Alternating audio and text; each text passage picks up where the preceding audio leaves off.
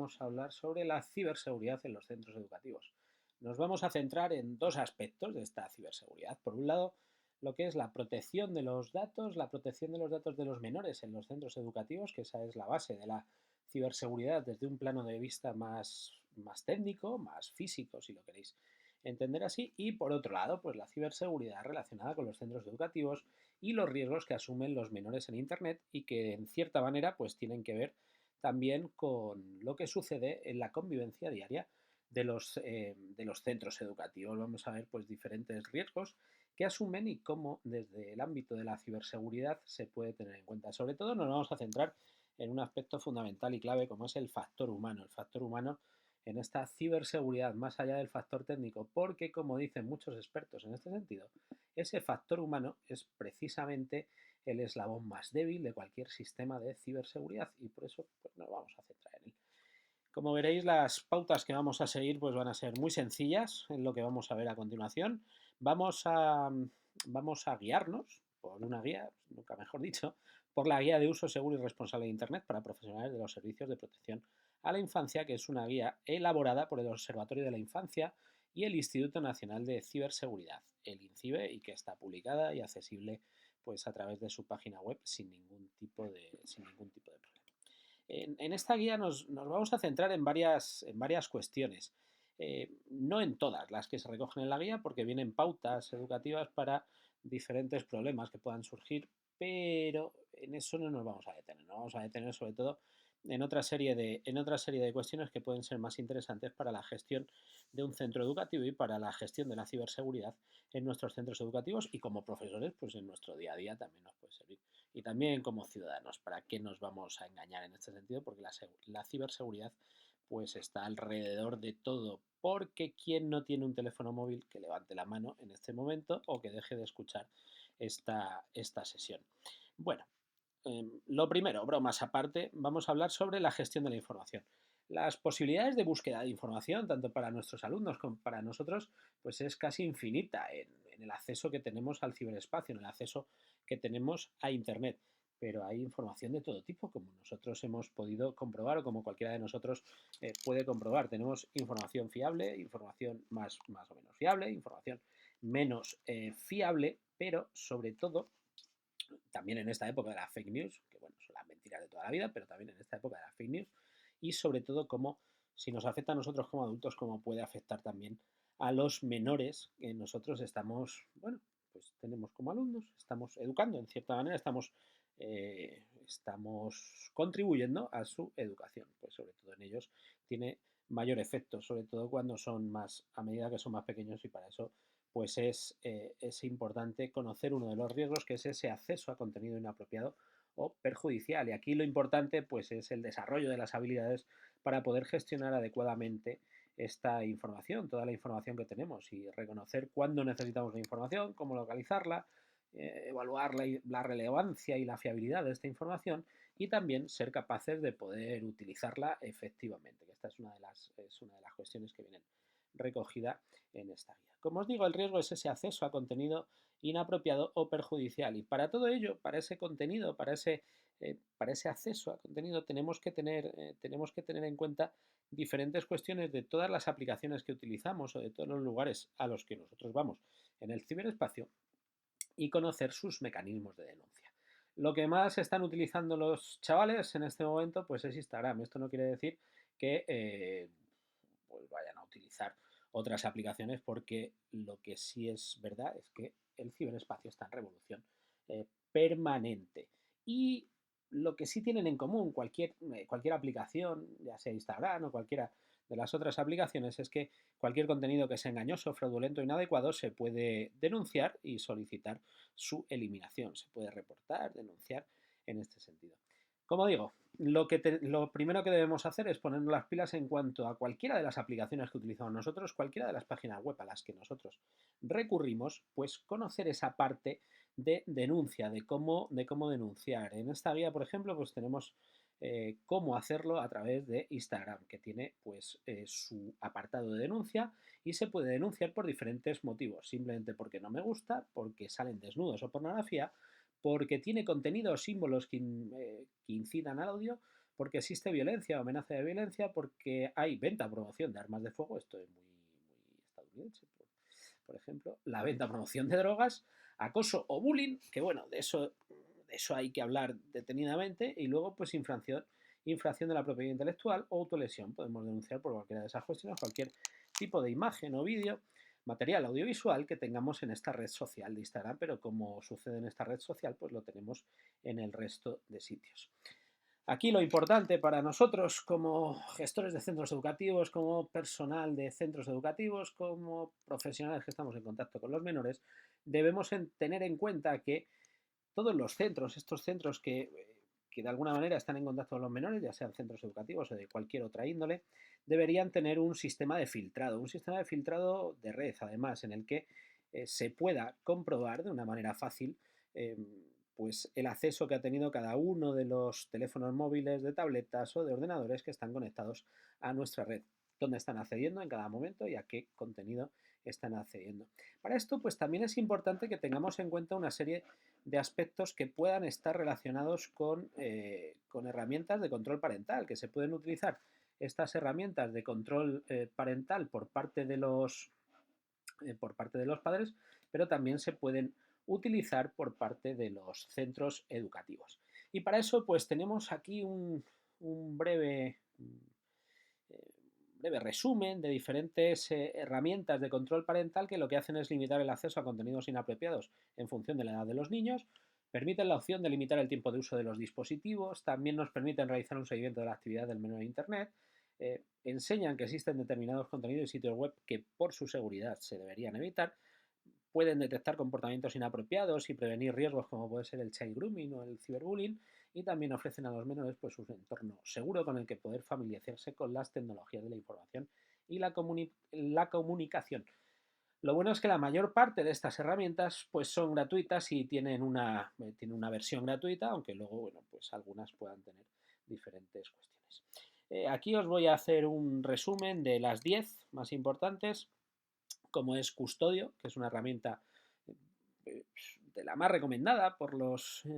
especialistas, y nos dice que está disponible para los dispositivos móviles y también para ordenadores, ya sean Windows o Mac. Y tiene una versión gratuita y otra de pago. Y lo más importante en este sentido es que incorpora opciones como el control del tiempo de conexión, filtros de contenido inapropiado, restricción de palabras, acceso a determinadas páginas web.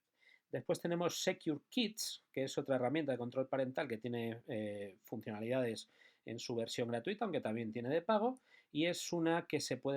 aplicación como la anterior que se puede instalar en smartphones, en tablets, y también lo que incorpora esta herramienta es que puede existir podemos activar la geolocalización de los aparatos que estén bajo el dominio de ese control parental. Luego tenemos Parental Click, que es una aplicación de control parental que los ingresos es de pago, pero los ingresos van para la Fundación ANAR, que se centra en la ayuda de niños y adolescentes, y bueno, pues tiene lo mismo que tienen las otras, el bloqueo de acceso a contenido, limitar el tiempo del uso del móvil o de la tablet, y también instalar un botón de ayuda que permite al menor pues pedir ayuda. Esa es la funcionalidad que tiene diferente esta aplicación. Después el Windows Live Family Safety, para todos aquellos que utilicen Windows, pues que sepáis que existe dentro por defecto, tenéis esta aplicación que viene instalada y actúa como control parental, donde según los diferentes perfiles que estén utilizando ese ordenador, ese sistema operativo, pues puede existir un control. También el control parental en iOS para las tabletas y smartphone de Apple, que viene por defecto y que se puede activar o desactivar los diferentes controles parentales a través de la activación de restricciones, y ahí pues tenemos toda serie de restricciones. Luego ESET, Parental Control, que es una herramienta gratuita que está disponible para teléfonos Android y que permite monitorizar la actividad de tu hijo en Internet y limitar el acceso a determinados contenidos o el tiempo de uso del móvil. Luego, K9 Web Protection, que es uno de los software más empleados y que es gratuito y te ofrece medidas básicas de ciberseguridad a través del filtrado de palabras, sitios web, tanto para móviles como ordenadores de sobremesa. Después de Norton, el antivirus Norton, también tenemos Norton Family, que ha sido premiada incluso como una de las mejores opciones para evitar el acceso de los menores a contenido inapropiado. y tiene numerosas opciones de filtro. Luego, Kids Place, que es una aplicación para Android, solo para Android, que está dentro de Google Play, que podemos instalar también en los teléfonos para monitorizar esa actividad. Y después en Google también tenemos Family Link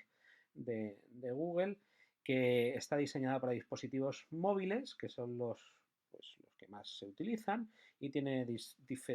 podemos configurar diferentes niveles de seguridad y acceso, y todo ello pues también de forma gratuita. Como veis, pues existen diferentes opciones que podemos utilizar en los centros educativos también.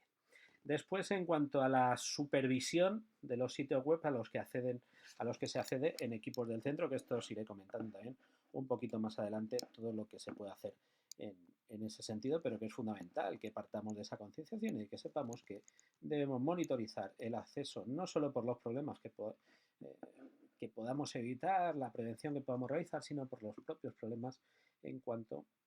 al centro educativo, nosotros como profesionales de la educación podamos tener por permitir ese acceso libre a cualquier tipo de contenido por parte de los menores. Si continuamos un poquito más, pues ya vamos a conocer cuál es la seguridad específica de los diferentes dispositivos, la principal seguridad que tenemos hasta que tengamos dispositivos cuánticos y todo esto se vaya al carajo, pues son las contraseñas. Una buena contraseña, bueno, pues la contraseña depende de las palabras, las letras, los caracteres, los símbolos que incluyamos. Para esto, bueno, pues hay de todo. Hay gente que dice que son mejor la de 20 caracteres. Otra cuestión interesante de las buenas contraseñas, pues es que podemos inventarnos una frase, recordar esa frase, utilizar mayúsculas, minúsculas y símbolos dentro de esa frase. Otra cosa interesante, pues es cambiar las vocales por números, pero bueno, como digo, todo esto los cibercriminales pueden estar al tanto de todo ello. Luego también es importante la protección al propio dispositivo, por si no lo roban, por si lo perdemos, y que eso también, aparte de estar concienciado nosotros, concienciemos a los menores para tener un código PIN de acceso al propio dispositivo. Después, la propia seguridad que tienen los dispositivos, incluso para el tema de robo, la localización, pues tanto Android como iPhone son muy intuitivos y los tenemos sin ningún problema para poder geolocalizarlo, borrar los datos o inutilizar el propio teléfono. También es importante que sepamos que existe el número email, que lo tengamos en cuenta, porque incluso también cuando tengamos que poner una denuncia por robo, pues es interesante que lo sepamos para poder localizar ese terminal. Luego el antivirus es básico, aunque bueno, estas herramientas no son infalibles porque van trabajando según las amenazas que se van conociendo, según los virus, gusanos, todo el tipo de malware que podamos tener. Incluso se están especializando últimamente en tema de ransomware, que es uno de los peores malware que nos puede atacar, que es aquel tipo de malware que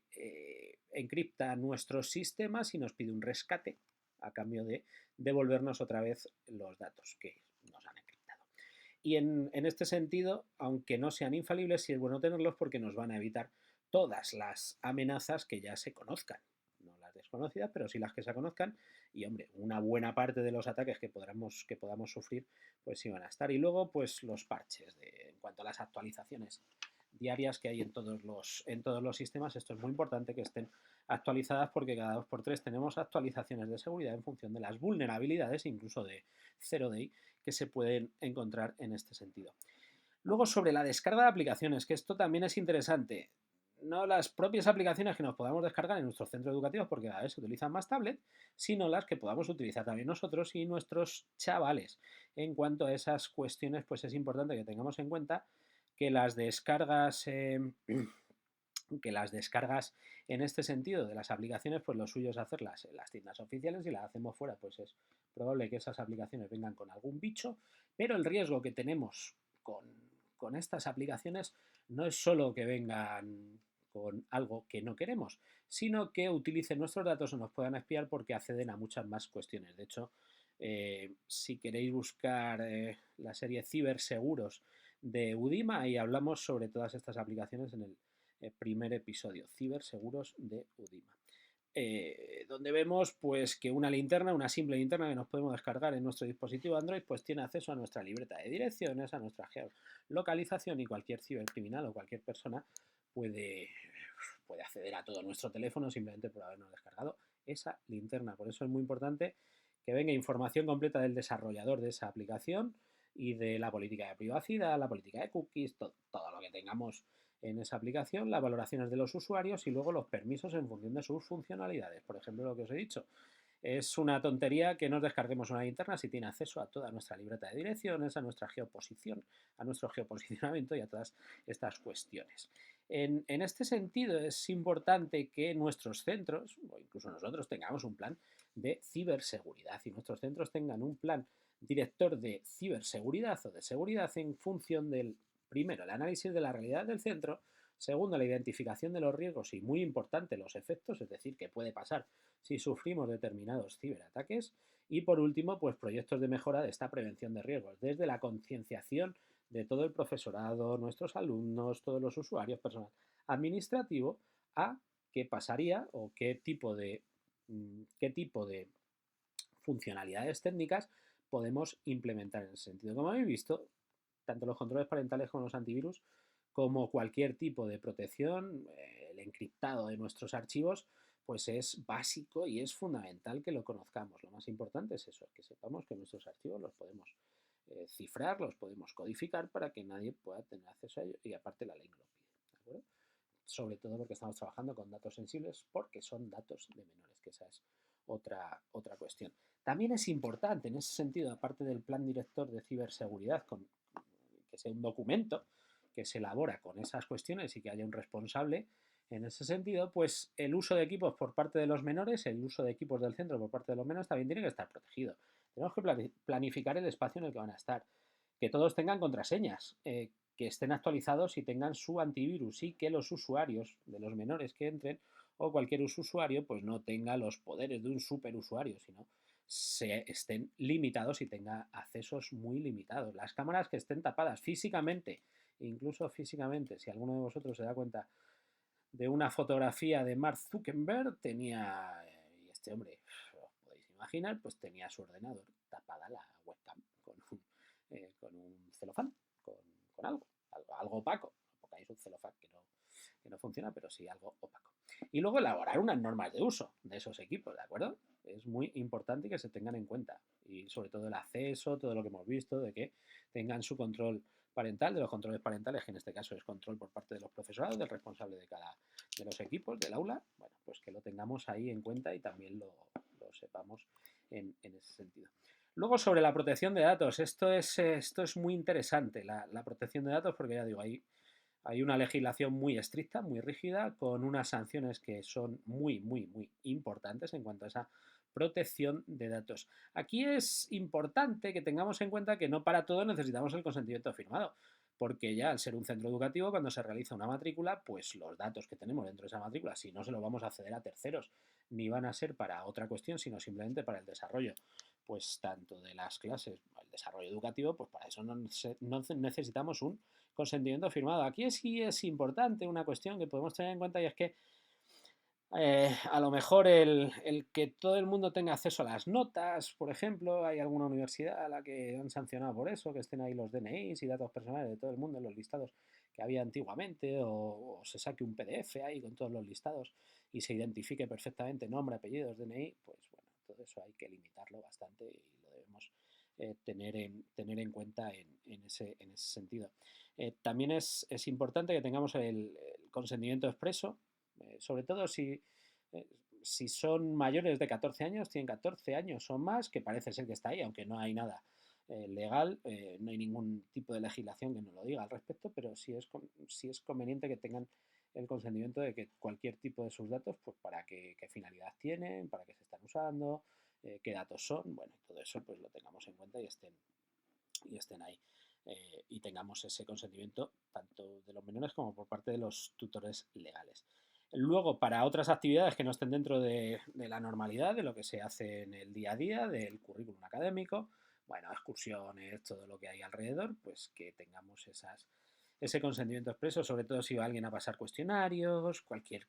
persona externa que vaya a recoger datos, pues que lo tengamos ahí. Y bueno, y tengamos un protocolo y unas directrices para todo el personal, como os decía antes. Y luego las medidas técnicas de seguridad, lo que os he comentado, todo con contraseña, ya sean físico o digital, todo tenga su contraseña, no se pueda acceder libremente y tenga un mínimo de estándar de seguridad, tanto física como de ciberseguridad. Luego, sobre los datos personales, ¿qué son los datos personales en este sentido? Bueno, es importante que tengamos en cuenta la Ley Orgánica de Protección de Datos, la Ley Orgánica de Protección de Datos, Ley LOPD, que tiene por objeto garantizar que toda persona tenga derecho a la protección de sus datos de carácter personal y nosotros estamos obligados como centro educativo a tenerlo. Los datos personales, pues cualquier dato que identifique nombre, fotografía, DNI, edad, datos que permitan tener un contacto con su titular, correo electrónico, teléfono, dirección y luego datos relativos a características o actividades personales, fecha de nacimiento, características físicas o antropométricas, creencias, estado de salud, desempeño académico. Bueno, cabe decir aquí, ya lo he dicho, que los datos sobre menores pues están especialmente protegidos. Pero bueno, yendo aquí un poquito más, no es solo los datos que de manera formal podamos tener en nuestros centros, sino todos los datos y esa privacidad que puedan tener nuestros menores, ahí esa privacidad en las redes sociales, ahí debemos concienciar mucho porque nosotros mismos, como he dicho antes, ese factor humano, somos los que nos ponemos en riesgo porque ponemos ahí 40.000 datos. Aquí tenemos también, dentro de esta guía que estamos siguiendo, pues los pasos para la privacidad en Instagram, cómo tener una cuenta privada, cómo ver el estado de la actividad y diferentes cuestiones que podemos tener aquí. Aquí también es importante que nos googleemos, cada uno de nosotros o cada uno de nuestros alumnos, para ver qué perfiles tienen o si alguien está usurpando su identidad, que lo tengamos en cuenta y simplemente pues buscarnos en Google a ver qué es lo que pasa en ese sentido. ¿De acuerdo? Y bueno, ya para terminar, pues el decálogo de ciberseguridad, que es un poco ahondar en lo que hemos dicho. Por un lado, fomento del pensamiento crítico. Dentro de la ciberseguridad lo más importante es que aquello que sea raro seguro que es malo y, y desconfiemos. Desconfiar es el principal antivirus. Desconfiar es la principal medida de autoprotección. Luego la protección de dispositivos y servicios, como todo lo que hemos estado comentando. Tener una identidad digital positiva es muy importante, esa etiqueta que tenemos todos. Bueno, pues que no subamos las cosas como locos, todo eso también. Concienciemos a nuestros alumnos para que no lo hagan y tampoco los centros, porque también hemos visto centros que ponen demasiada información, ¿no? Eso pues queda ahí un poco de aquella manera. Y muy importante, la importancia de decir no, eso ya cuando trabajamos con los menores, cuando lo tenemos en cuenta, sobre todo las solicitudes que puedan recibir y solicitudes que puedan ser más complicadas y informarlo. Por eso la petición de ayuda también es muy importante, tiene que ver con la última. Un uso equilibrado, la supervisión, el control es importante, aprender a actuar frente a un problema, gestión de esta ciberseguridad, un poquito todo lo que hemos ido hablando, se resume en esto, mejora de la competencia digital y luego el trabajo de concienciación, que es algo que os he estado comentando a lo largo de toda esta sesión. Y bueno, por mi parte nada más, si alguien quiere profundizar en todo ello, pues tenéis aquí mi contacto y podéis contactar conmigo sin ningún problema para profundizar, daros más bibliografía o incluso pues poder comentar más cuestiones en este sentido. Y por mi parte, pues nada más.